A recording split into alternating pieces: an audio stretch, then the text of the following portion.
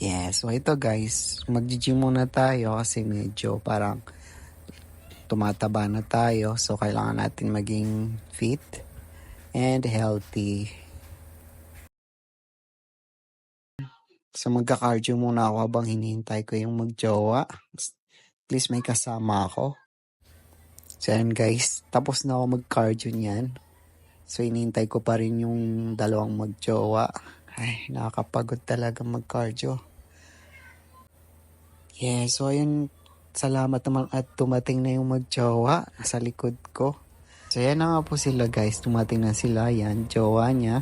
At ito yung best friend ko, kasama ko lagi nag-gym yan. Ayan, so flex muna tayo, tas maya maya magbubuhat na tayo. So ayan guys, ulit. Napa-cardio ulit tayo kasi yung dalawang magjowa is magka-cardio. So sumabay ulit ako sa kanilang dalawa para kondisyon yung katawan natin magbuhat mamaya. And guys, so nag-start muna kami dito sa may bench press. So nag-bench press na kami kanina, isa flat na bench press, dumbbell bench press. Tapos ito ngayon yung second, yung incline bench dumbbell bench press. So ayan guys, so nahihirapan pa ako niyan. Oh, ayan, hirap na hirap pa ako niyan, kahit 20 lang yata yan eh. Tapos ayan, sinunod namin tong pick fly daw tawag dyan. Basta ano rin siya, part din siya ng chest natin para lumaki yung chest natin. So ayan, hirap na hirap ako dyan, mukha akong tanga.